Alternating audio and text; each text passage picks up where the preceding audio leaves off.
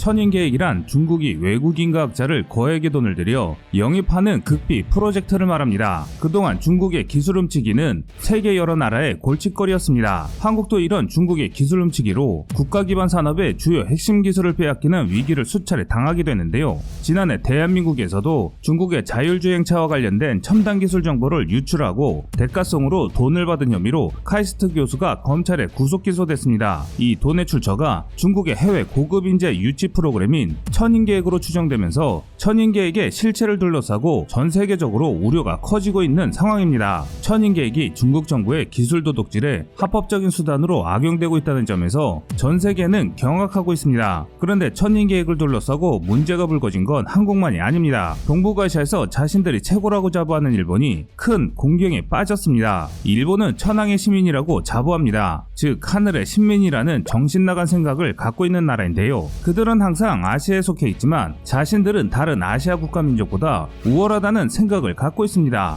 그래서 자신들 이외의 국가들을 아래로 보는 성향이 있습니다. 그런데 그런 일본이 자신들보다 못하다고 생각한 중국에게 국가의 존속에 지대한 영향을 끼치는 핵심 군사 기술을 돈에 팔아 유출시키는 사건이 발생했습니다.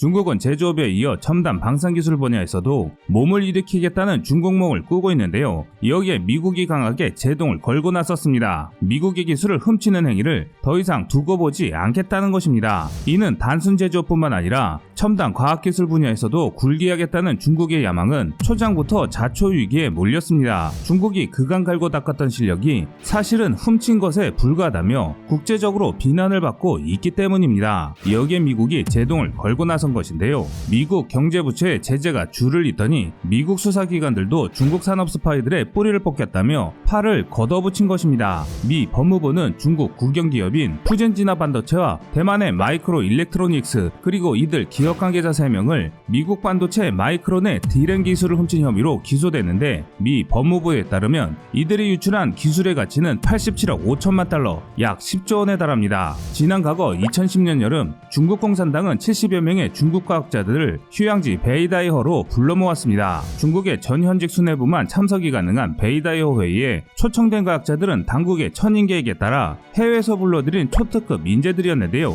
당시 시진핑 국가부주석은 과학자들에게 전폭적인 지원과 최고 대우를 약속했습니다. 이로 인해 중국은 천인계획을 2008년 12월 중국 공산당 해외 고급 인재 유치라는 계획을 발표하면서 중국의 최대 인재 육성 프로그램으로 자리 잡게 됐는데요. 중국은 10년 내 국가 차원의 혁신 프로젝트를 키워 외국에서 활동하는 2,000명의 중국인 인재를 고국으로 불러들이겠다는 목표를 세웠습니다. 이는 과거 1991년 최고의 전문가를 육성하겠다며 도입했던 백인 계획의 규모를 키워 해외파 인재를 중용하고 선진국 수준의 기술력을 갖추겠다는 전략의 일환이었습니다. 쉽게 말해 천인계획은 말해줘와 해외 인재를 스카우트해오는 것이지 사실상 다른 나라의 극비 기술을 훔쳐오는 산업 스파이짓과 별반 다를 게 없는 일입니다. 그런데 일본의 주요 핵심 기술을 중국에 팔아넘긴 사건이 밝혀지면서 일본 전체가 발칵 뒤집혀지는 일이 발생했습니다. 천인계획에 참여한 일본인 연구자는 적어도 44명에 달한다고 요미우리 신문이 단독 보도했는데요. 일본은 요미우리 신문의 취재 결과 베이징 항공항천대에도 4명의 일본인이 소속돼 있었는데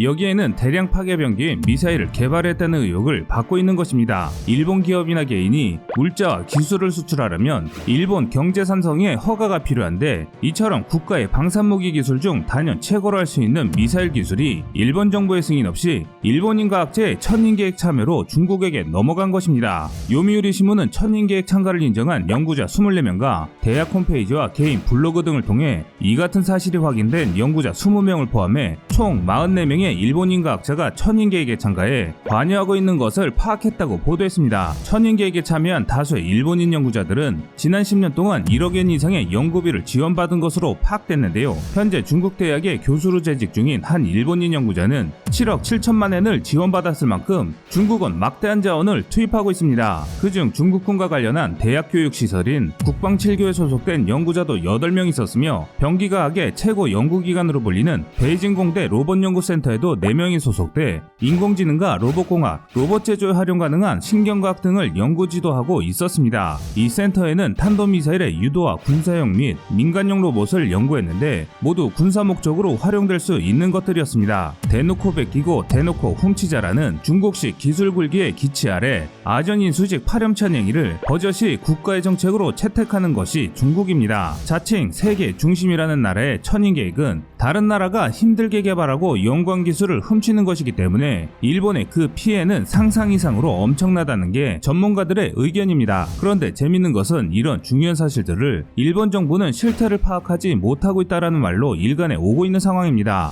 몰라서가 아니라 실태 파악을 의도적으로 피해온 것 아니냐는 정황이 이번 요미우리의 보도를 통해 드러나고 있습니다. 즉 이런 사실을 인정해버리면 자칭 아시아 최고의 민족이라고 잡아둔 그들은 무식하고 미개하다고 주장해왔던 중국에게 속아 넘어간 꼴이 되기 때문인데요. 이번 일본 기술을 훔쳐간 중국으로 인해 현재 일본은 자신들이 수십 년 동안 진행해왔던 기술을 뺏긴 게 아니냐며 노심초사하고 있는 상황입니다.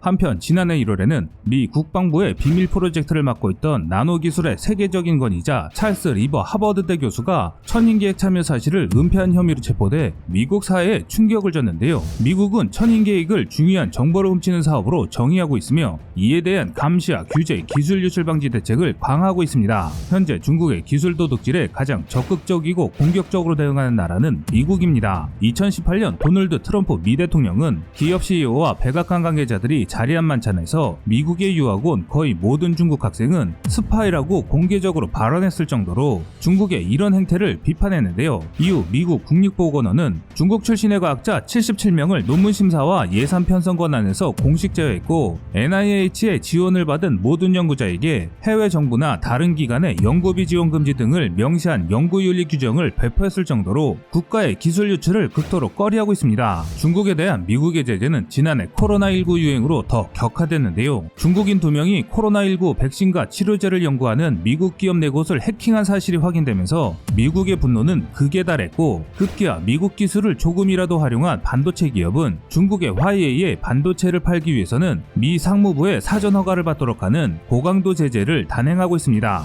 외신들은 기술 전쟁에서 비롯된 최근의 미중 관계를 신냉전 또는 하이브리드 냉전이라고 부르고 있습니다. 이렇게 전 세계의 지탄의 대상이 된 중국 정부의 고급 인재 유치 정책은 1990년대 백인 계획이 시초였습니다. 당시 중국과학원은 해외에서 귀국한 과학자에게 정착금 명목으로 1994년 기준 중국의 1인당 국민 소득의 500배가 넘는 파격적인 금액을 지원했습니다. 이후 2008년 천인 계획을 공표하면서 해외 고급 인재 유치에 더 적극적으로 나섰습니다. 2015년 말 기준 천인 계획을 통해 6,000명의 해외 고급 인재가 중국에 귀국한 것으로 알려졌습니다. 이렇게 중국이 천인 계획을 추진한 배경에는 당시 중국의 사회경제적 분위기와 관련이 있는데요. 중국은 막대한 노동력을 앞세워 제조업에서 가격 우위를 선점하며 경제발전을 이끌었지만 이런 식의 경제발전 모델은 한계에 직면하게 됐고 지식형 발전 구도로의 전환이 절실했기 때문입니다. 또한 중국 정부는 2012년 천인계획을 확장해 만인계획도 발표했는데요. 천인계획과 달리 중국 내 고급 인재를 선발하는 데 집중하면서 만인계획을 통해 10년간 국가적 인재 10,000명을 키우고 노벨상 수상이 기대되는 과학자 100인을 양성하겠다는 계획을 세웠습니다. 반면 우리 한국도 중국의 이런 기술 훔치기로 지난 5년간 약 120건의 기밀이 유출되는 사건이 발생했습니다. 국가정보원에 따르면 최근 5년간 100여 건의 2급, 3급 군사비밀과 20여 건의 대비가 포함된 3건의 군사기밀 누설 사건을 적발해 처리한 것으로 밝혀졌는데요. 중국 정보기관인 국가안전부와 일본 공관원, 북한 정보위원 등의 누설된 군사기밀 중에는 미국 태평양 사령부의 신전략계획, 북한 잠수함 건조 추진 동향 등이 포함된 것으로 알려졌습니다. 또한 국방과학연구소의 방산기술 유출 등 5건의 방산기술 유출 사건을 적발해 수사기관에 이첩한 것으로 밝혀졌는데요.